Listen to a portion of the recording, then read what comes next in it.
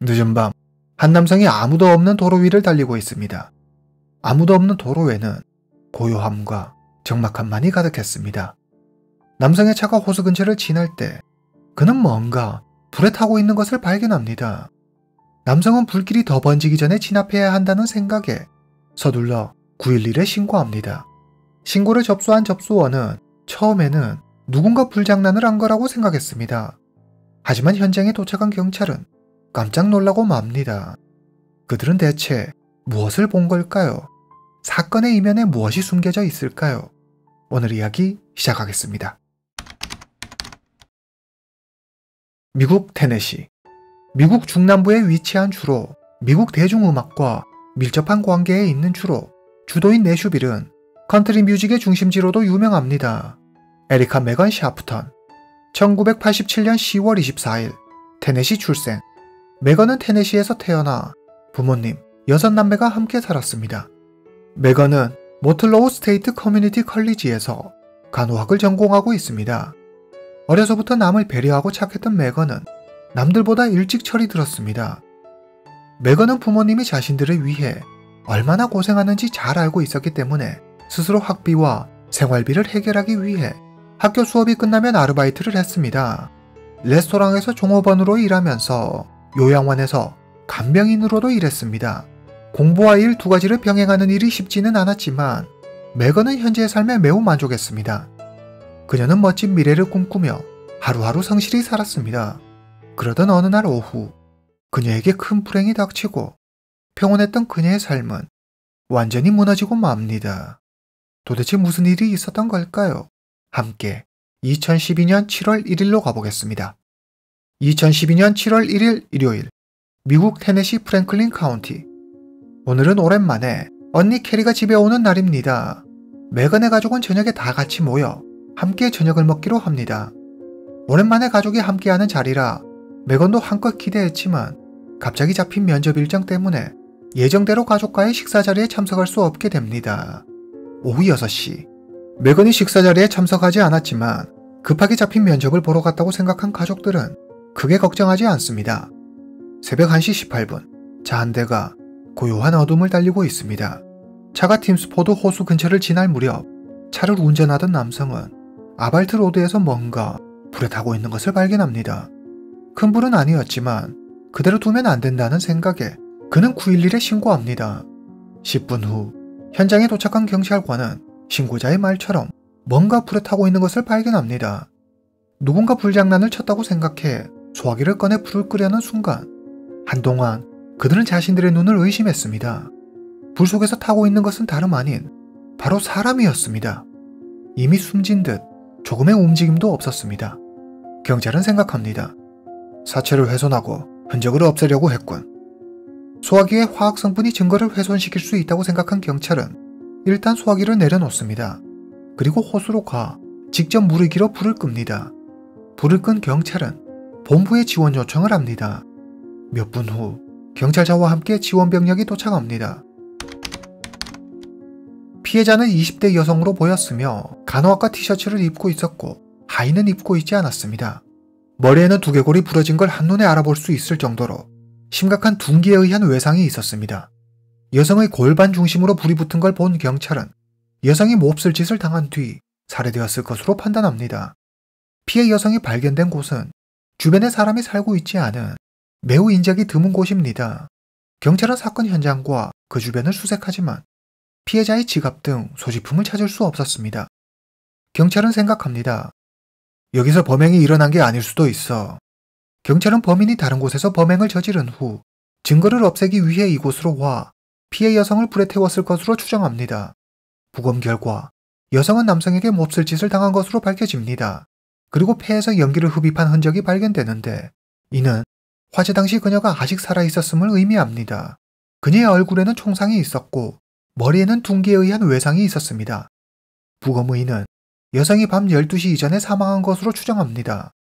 이어 피해 여성의 몸에서 남성의 DNA가 검출되는데 DNA 데이터베이스와 비교해보지만 일치하는 이를 찾을 수 없었습니다.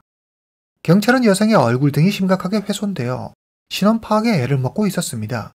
그들은 SNS에 해당 여성의 정보를 올려 여성을 알고 있을 만한 사람들의 제보를 기다립니다. 간호학과 티셔츠를 입고 있음, 귀 뒤와 발목에 별 모양 문신이 있음. 해당 글이 인터넷에 올라온 지 얼마 지나지 않아 5명의 사람이 경찰에 연락합니다. 그 중에는 메건의 어머니 켈리도 있었습니다. 그리고 그녀의 신원이 밝혀지는데 그녀는 바로 에리카 메건 샤프턴이었습니다. 졸업을 불과 2달 앞두고 꿈 많고 책임감 강했던 메건은 끔찍하게 살해당해 24살의 짧은 생을 마감했습니다. 도저히 믿을 수 없는 청천벽력 같은 소식에 메건의 가족들은 오열합니다. 메건의 어머니 켈리는 사건 당일 메건이 늦게까지 저녁 식사 자리에 오지 않아 그저 면접이 늦게 끝나 원래 지내고 있던 친구 집으로 갔다고 생각했습니다. 그러나 경찰이 SNS에 올린 글을 보고 딸의 사고를 직감했다고 말하죠. 그녀는 말합니다.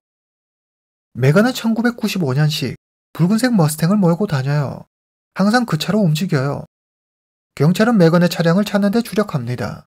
경찰이 범행 장소가 메건이 발견된 장소가 아닌 다른 곳일지도 모른다고 생각한 데에는 주변에서 그녀의 차가 발견되지 않았기 때문도 하나의 이유였습니다. 메건의 언니 캐리가 경찰을 찾아와 말합니다. 메건이 크리스라는 남자애랑 3년 동안 사귀었어요. 근데 최근에 2사람이 좀 문제가 있는 것 같더라고요. 그놈이 메건에게 무슨 짓을 했을지도 몰라요. 캐리의 이야기를 들은 경찰은 메건의 남자친구 크리스에 대해 조사합니다. 메건과 크리스는 함께 살고 있었습니다. 그리고 그들 집에는 2사람 외에도 다른 남성 1명이 더 살고 있었습니다. 경찰은 바로 크리스의 집으로 갑니다. 크리스는 자신과 메건 사이에는 아무 문제가 없었다고 말합니다. 물론 가끔 다툴 때도 있었지만 그건 커플 사이에 있을 수 있는 흔한 해프닝 같은 거였다고 말합니다. 크리스는 말합니다. 저도 어젯밤에 몇 번이나 메건에게 전화했지만 전화를 받지 않더라고요. 경찰이 묻습니다. 여자친구가 늦게까지 연락이 안 되는데 걱정도 안 돼요? 크리스는 차분하게 대답합니다. 어제 메건이 가족들과 저녁 약속이 있다고 했거든요. 가족들하고 시간을 보내느라고 전화를 못 받는 줄 알았어요. 크리스의 말을 들은 경찰은 선뜻 그를 믿을 수 없었습니다. 경찰은 크리스에게 집을 좀 살펴봐도 되겠냐고 묻습니다. 크리스는 흔쾌히 허락합니다. 경찰은 화장실에서 약간의 혈흔과 룸메이트 남성의 방에서 주사기 2개를 발견합니다. 경찰은 크리스와 룸메이트를 경찰서로 데려가 조사합니다. 이때 메건의 차량을 찾고 있던 경찰에게 메건이 발견된 장소에서 약 24에서 32km 떨어진 시골길에 붉은색 머스탱이 세워져 있다는 제보가 들어옵니다. 경찰은 즉시 그곳으로 갑니다. 그리고 주차되어 있는 메건의 차를 발견합니다. 차의 창문은 약간 열려 있었고 차문은 닫혀 있었습니다. 경찰이 차 트렁크를 열자 트렁크 안은 여자 운동화 몇 켤레와 여러 물건들로 어지럽혀져 있었습니다. 자동차에는 강제로 침입한 흔적도 몸싸움의 흔적도 보이지 않았습니다. 경찰은 차 안에서 주소가 적혀있는 쪽지 한 장을 발견합니다. 메건이 쓴 것으로 보였습니다. 그런데 이상한 점은 쪽지에 적힌 주소는 실제로 존재하지 않는 주소였습니다. 다시 크리스와 그의 룸메이트가 있는 경찰서로 가보겠습니다. 경찰은 크리스에게 화장실에서 발견한 혈흔에 대해 묻습니다. 그러자 크리스는 요즘 코피를 자주 흘렸는데 아마 그 때문일 거라고 말합니다. 경찰이 계속해서 자신을 의심하는 듯하자 크리스는 매우 억울해하며 먼저 거짓말 탐지기 테스트를 제안합니다. 경찰은 그의 말대로 거짓말 탐지기 테스트를 실시하는데 크리스는 이를 완벽히 통과합니다. 뒤이어 경찰은 룸메이트 남성을 조사합니다. 당신 방에서 나온 이 주사기들은 뭐죠? 룸메이트는 나쁜 취미가 있다는 걸 인정합니다.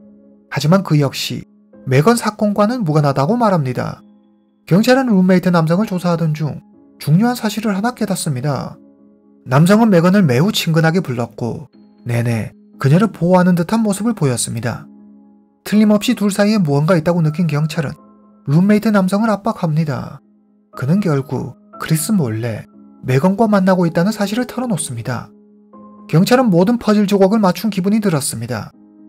크리스가 메건과 룸메이트가 바람 피우는 것을 알았고 화가 난 그가 메건을 살해했다. 경찰은 크리스를 유력 용의자로 두고 계속 조사를 이어나갑니다. 경찰은 크리스에게 메건과 룸메이트의 관계를 말해버립니다. 경찰의 이야기를 들은 크리스는 크게 충격을 받은 듯 했습니다.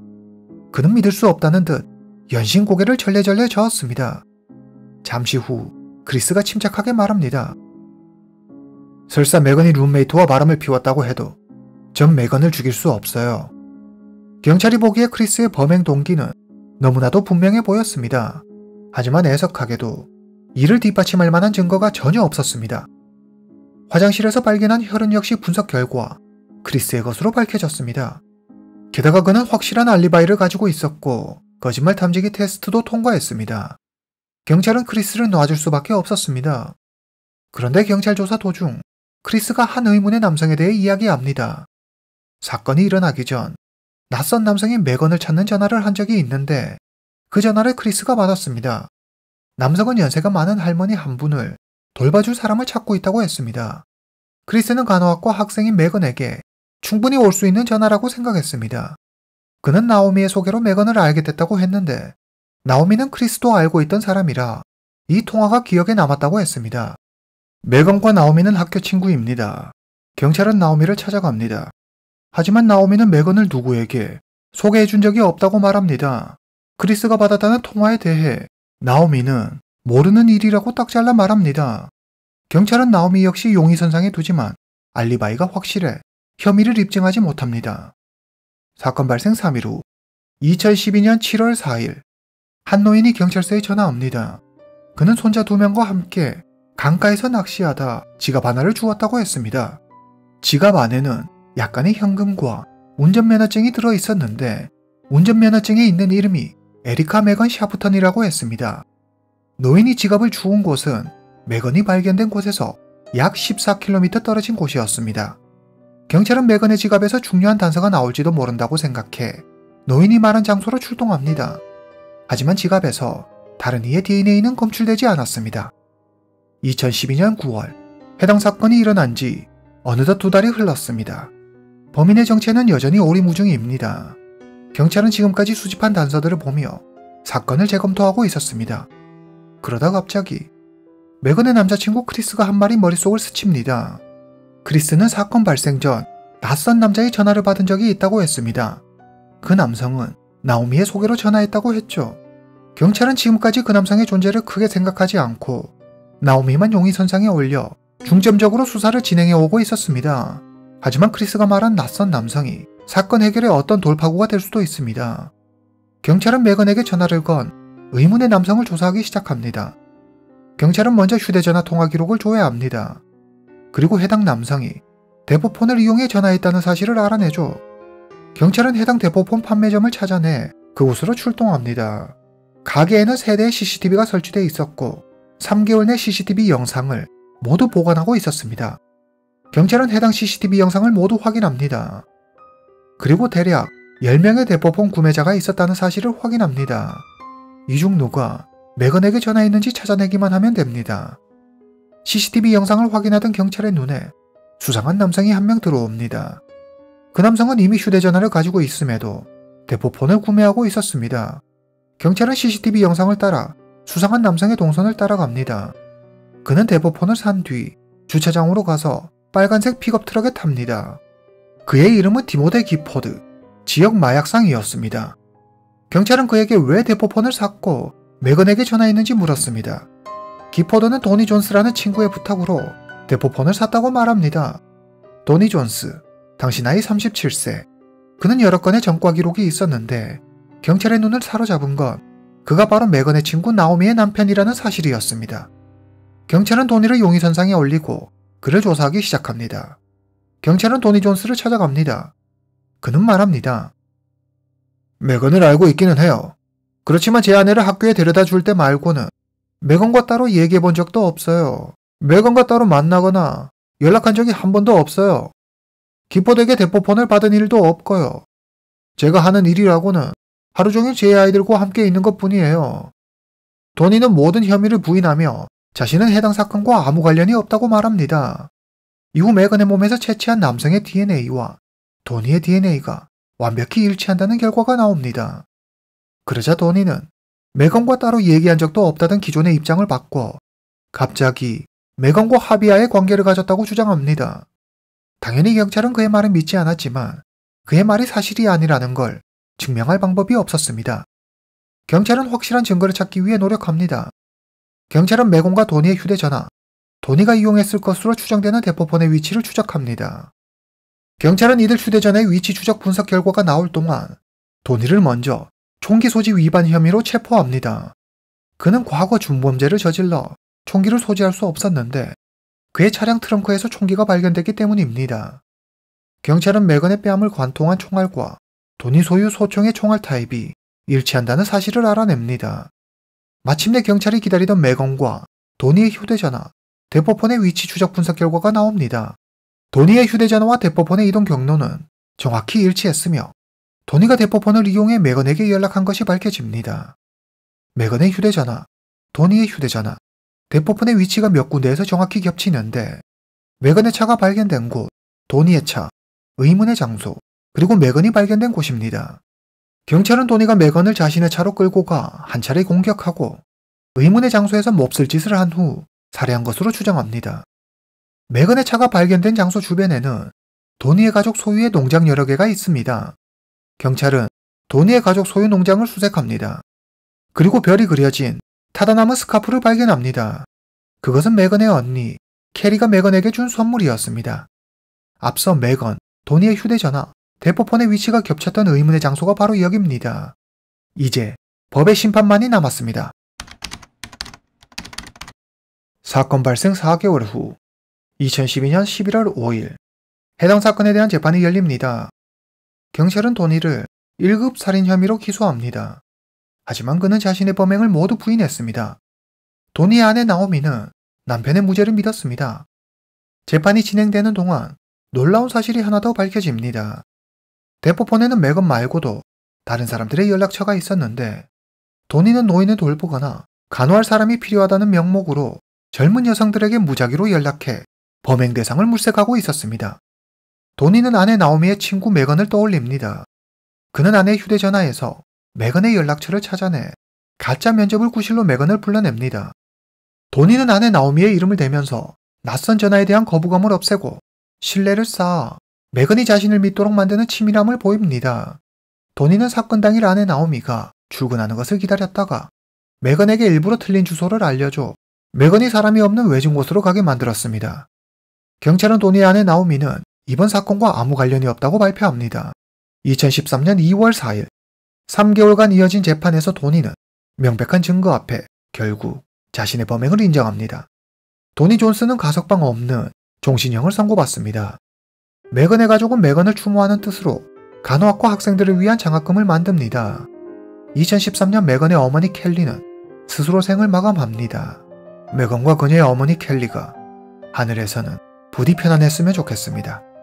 오늘 이야기는 여기까지입니다. 다음 시간에 뵙겠습니다.